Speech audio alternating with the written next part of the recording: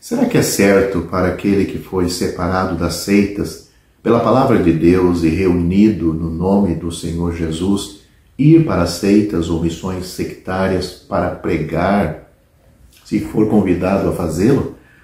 Antes de dar uma resposta objetiva, primeiro vou dar uma palavra de testemunho pessoal, fazendo referência a vários versículos para confirmar o que vou dizer de minha própria experiência. Muitos anos atrás, Deus, em sua misericórdia, me salvou do pecado e do inferno. E Ele me deu sua própria palavra como meu guia e conselheiro.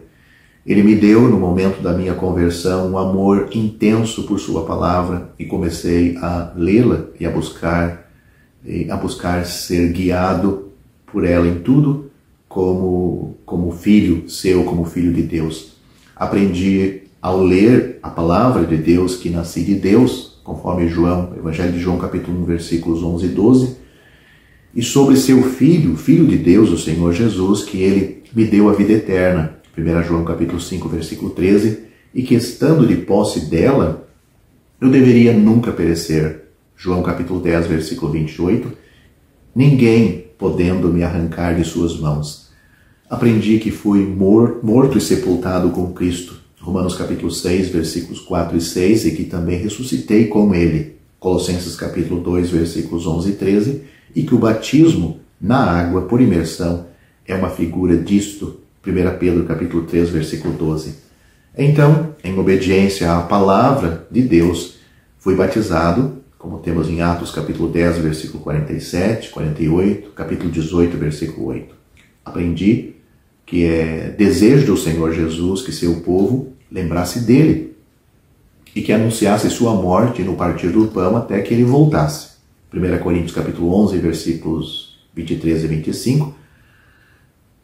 Reunindo-me no primeiro dia da semana, como faziam os apóstolos, os discípulos, Atos capítulo 20, versículo 7, que seus santos reunidos em seu nome separados do mundo deveriam estar juntos. Atos capítulo 2, versículo 44, que a igreja é um corpo, Efésios capítulo 4, versículo 4, não muitos, e que todos os membros foram colocados em seus lugares por Deus, como está registrado em 1 Coríntios capítulo 12, versículo 12 e 28, e tem seu trabalho especial a fazer.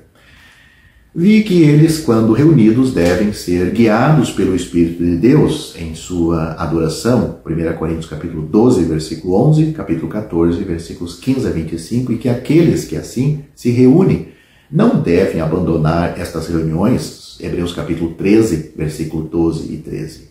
Ao procurar obedecer a esses mandamentos simples e claros do Senhor, encontrei-me fora de todas as denominações e de todos os outros sistemas que são contrários ao caminho traçado na palavra de Deus para seu povo, e encontrei-me com aqueles que foram guiados pela mesma palavra e procuravam, como eu, obedecê-la.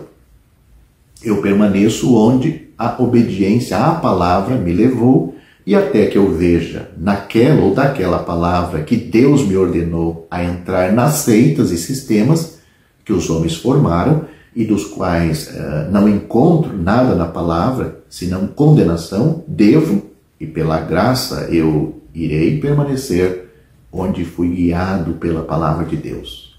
Não tenho nenhuma inclinação ou desejo de deixar a posição feliz em que fui colocado e na qual desfruto da comunhão com os santos de Deus em adoração e serviço, para entrar em qualquer lugar onde tal comunhão seja impossível. Não posso adorar a Deus em tais círculos por causa da vontade e dos caminhos do homem que substituem a palavra de Deus e o caminho de Deus, e pela mesma razão, ou pelas mesmas razões, não posso servir ou pregar ali. Adoração na ordem de Deus vem em primeiro lugar, serviço vem em seguida. Nós chegamos para adorar primeiro e saímos para servir a seguir. É assim que está a ordem em Hebreus capítulo 10, versículo 22 e no capítulo 13, versículo 13.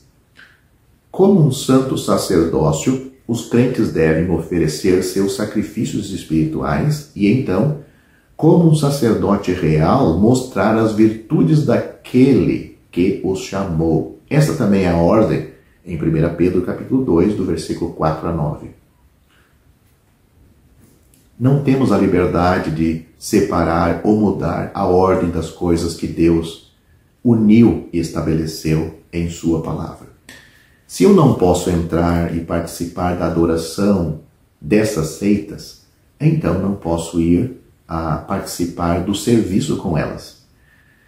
Isso não é porque nenhum convite foi feito, pois recebi convites tentadores, acompanhados com iscas de ouro, mas nunca aceitei. Simplesmente porque a palavra de Deus, que me separou de todos esses sistemas religiosos, nunca pôde me levar a eles ou a elas, nem mesmo por um dia ou por uma hora. E assim, é assim que todo o assunto está resolvido para mim. Não tenho liberdade para vender ou atenuar a palavra de Deus sobre este ou qualquer outro assunto. Foi dado para ser obedecido e não foi dado para ser tratado com leviandade ou mantido firme e solto conforme a ocasião exige. Mas você pode me perguntar, por que você deveria se apegar tão tenazmente a essas coisas?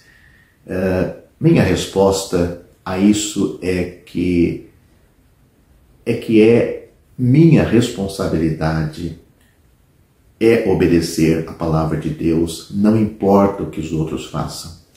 Se você me perguntasse por que eu me apego com tanta tenacidade à verdade da vida eterna, por exemplo, eu responderia citando João capítulo 10, versículo 28, e diria: isso é o suficiente para mim. O Senhor garante que aquele que lhe dá a vida eterna nunca e ninguém pode arrebatá-los das suas mãos, nem o próprio que foi salvo não tem condições de fazer isto. Se me perguntam, por que você foi batizado como crente? Eu recorreria a Mateus capítulo 28, do versículo 18 a 20, para começar, e Atos capítulo 8, versículo 38, como exemplo e modelo, e como doutrina usaria Romanos capítulo 6, versículos 4 a 6, e Gálatas capítulo 3, versículo 20, e Colossenses capítulo 2, versículo 12.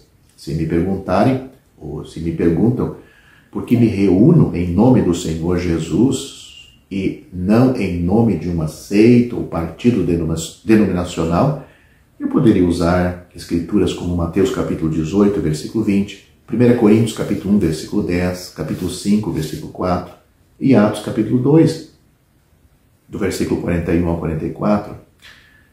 Como poderia qualquer homem que teme a Deus e é guiado por sua palavra entrar em tais lugares onde a palavra de Deus é desonrada e o Senhor, como cabeça e governante do seu corpo, que é a igreja, é negado seu lugar?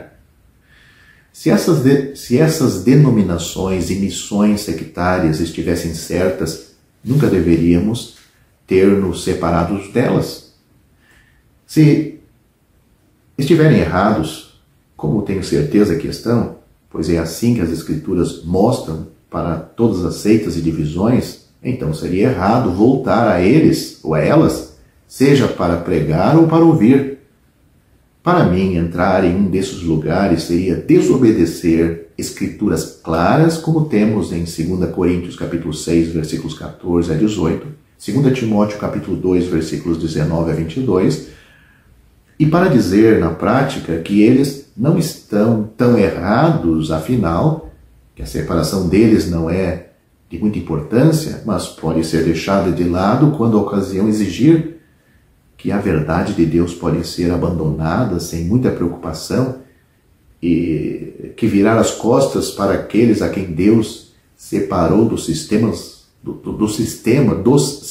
religiosos do mundo e os reuniu para Cristo é uma questão pequena comparada com a pregação.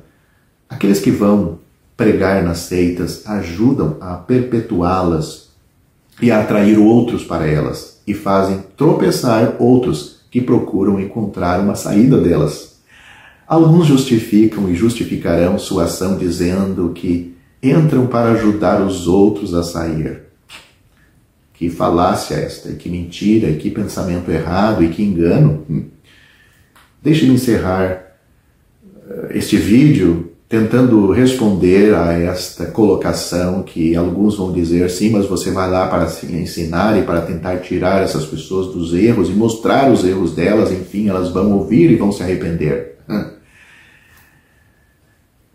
Portanto, é sábado à tarde e o poço da mina está fechado durante o fim de semana. Todos os mineiros chegaram às suas casas, mas Frederico não chegou. Sua esposa fica preocupada e em sua angústia vai até André, seu amigo, para lhe contar seu problema e o seu problema é a falta do marido que não chegou. André vai até a boca do poço daquela mina, mas não encontra ninguém lá. Os motores estão parados e tudo quieto. Gritando com toda a força na boca daquele poço, olá, Frederico, você está aí?